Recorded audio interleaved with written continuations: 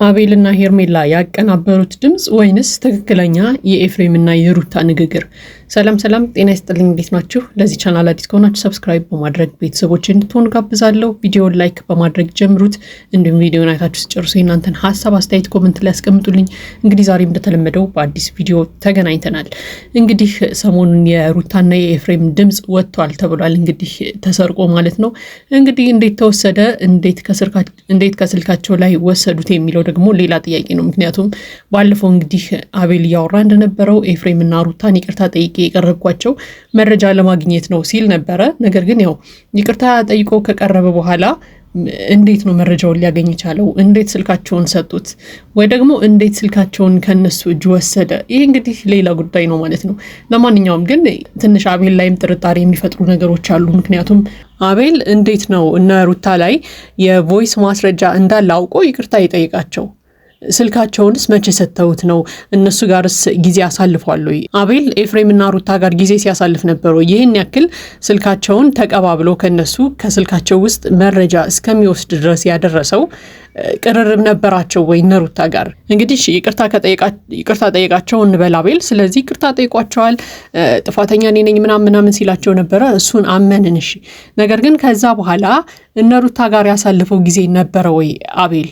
ከነ ሩታ ስልክ መረጃ ለመውሰድ የሚያስችለው በቂ ጊዜስ ነበረው ወይ? በዛ ላይ ደግሞ ይቅርታ የጠየኳቸው ከነሱ መረጃ ለወስድ ነው ብሏልና ይቅርታ የጠየቃቸው ቮይስ ሪከርድ መረጃ እንዳላቸው እንዴት አወቀ?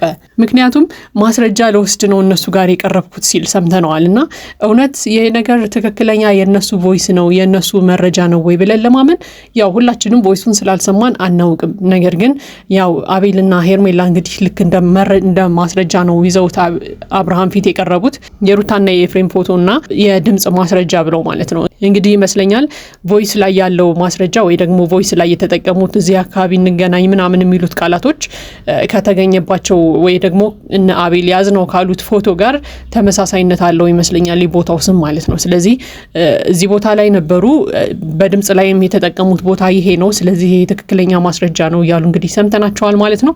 ለማንኛውም ግን የኤፍሬምና የሩታ ፎቶ እንደ ማስረጃ ይቀርባል ብዬ አላምንም። ምክንያቱም ኤፍሬምና ሩታ ረጅም ጊዜ አብረው እንደነበሩ እናውቃለን ሁላችንም። ስለዚህ የትኛውም ቦታ ላይ ፎቶ ሊነሱ ይችላሉ። የሆነ ሰው ፎቶ ሊያነሳቸው ይችላል። ስለዚህ ፎቶ እንደ ማስረጃ ሊቀርብ አይችልም። ወይ ደግሞ በድብቅ የሚገናኙ ምናምን ነገር ቢሆን እሺ፣ በድብቅ ተገናኝተው አንዳንድ ነገሮችን እያደረጉ ነው ሊባል ይችላል። ነገር ግን ሩታና ኤፍሬም እኮ አብረው ናቸው። ኤፍሬም እኮ ሩታ ቤት ሁላ ታይቷል አይደል እንዴ? እንደውም የሆነ ጊዜ እኮ ቡዜና ዴቡላ አንተ እዚህ ምን ትሰራለህ? ብቻዋን የምትኖር ሴት ቤት ምን ትሰራለህ? አንተ እዚህ ምን ልትሰራ መጣህ? ምናምን እያሉ ሲጠይቁት እኮ ነበር አይደል እንዴ?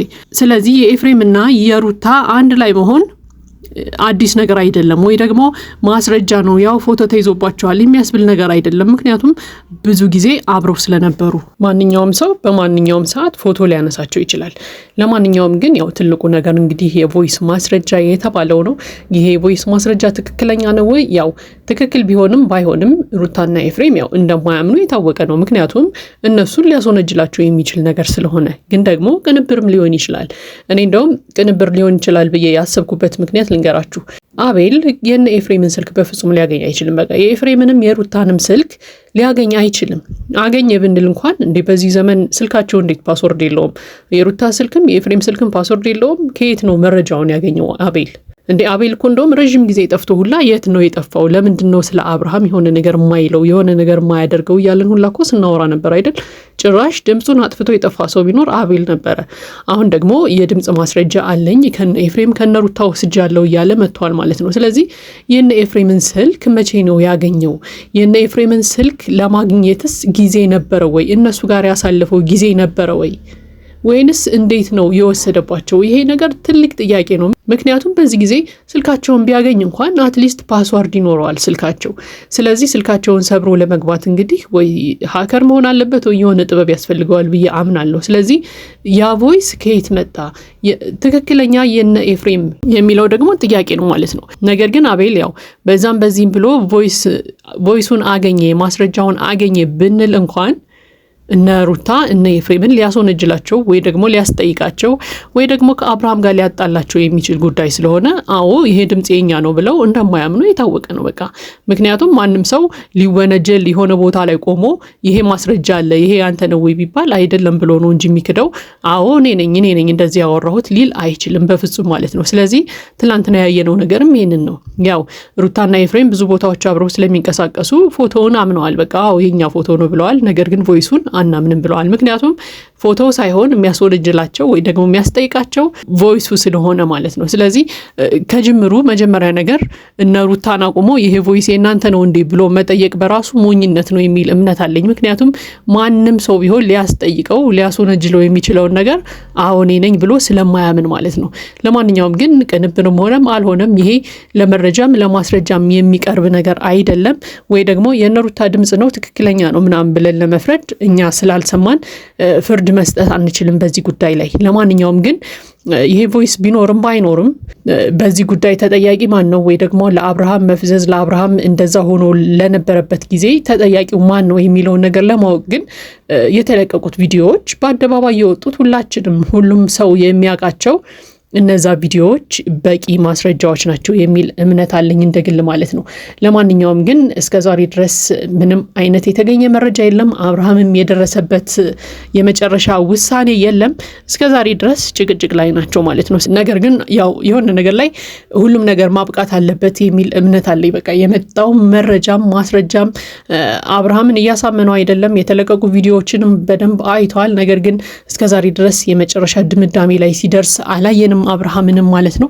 ስለዚህ ወይ ነገሩን አለባብሶ ማለፍ ነው ያለባቸው ወይ ደግሞ የሆነ ሰው ነው ጥፋተኛ ብለው የሆነ ሰው ላይ መፍረድ አለባቸው ብዬ አስባለሁ። ለማንኛውም ለመፍረድም ግን ያው የቀረቡለትን መረጃ አብርሃም እየተቀበለ አይደለም። እኔ ግን እንደ ሀሳብ ሄርሜላ አብርሃምን ብትረዳው ጥሩ ነው የሚል እምነት አለኝ። ምክንያቱም አብርሃም እስከዛሬ ድረስ ጥፋተኛው ማን እንደሆነ ምን እየተከናወነ ምን እየተካሄደ እንደነበረ ሳያውቅ ቀርቶ አይደለም።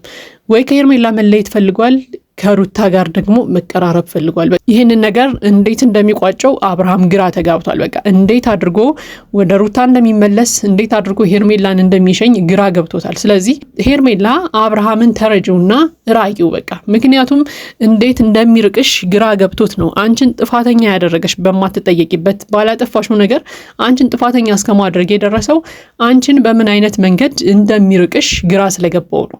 ዛሬም እንግዲህ ቪዲዮዎችን የተለያዩ ነገሮችን ምናምን እያየ ራሱ እነ ሩታ ላይ ወይ ደግሞ እነ ኤፍሬምን ተጠያቂ ማድረግ ያልፈለገው ደግሞ ወደ ሩታ መቅረብ ስለፈለገ ነው። አለቀ። ስለዚህ ተረጂውና አንቺ ከህይወቱ ውጪ በቃ ከህይወቱ ቀስ ብለሽ ልክ ብለሽ ውጪ።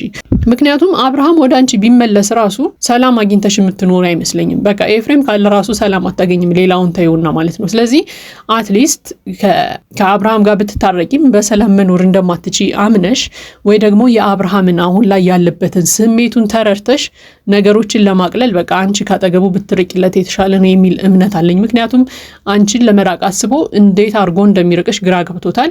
ወደ ሩታ መመለስ ደግሞ ፈልጓል። ስለዚህ ለዛ ነው ጥፋቶችን እያየ እንዳላየ የሚሆነው። ነገሮችን አምኖ ለመቀበል የማይፈልግበት ደረጃ ላይ የደረሰው በዛ ምክንያት ነው እንጂ ድሮ እኮ እንደውም ምንም ነገር በሌለበት ሁላ ሩታን እኮ ይወቅሳት ነበር አይደለ? በቃ አንቺ ነሽ ምናምን ይላታል ምንም ነገር ባላደረገችበት ሁኔታ ራሱ። ስለዚህ ዛሬ ግን ብዙ ማስረጃዎችን እያየ እንኳን ሩታን መውቀስ ያልፈለገው ወይ ደግሞ ሩታን ጥፋተኛ ማድረግ ያልፈለገው ወደ ሩታ መመለስ ስለፈለገ ነው። በቃ አንቺን መራቅ ፈልጓል። ስለዚህ ይህን ነገር አይተሽ ተረድተሹ ከጎኑ ብትርቂ መልካም ነው የሚል እምነት አለኝ። ለማንኛውም ይሄ የኔ ሀሳብ አስተያየት ነው። የእናንተን ሀሳብ አስተያየት ኮሜንት ላይ አስቀምጡልኝ። ለዚህ ቻናል አዲስ ከሆናችሁ ሰብስክራይብ በማድረግ ቤተሰቦች እንድትሆኑ ጋብዛለሁ። ቪዲዮውን ላይክ በማድረግ አበረታቱን። መልካም ጊዜ ይሁንላችሁ።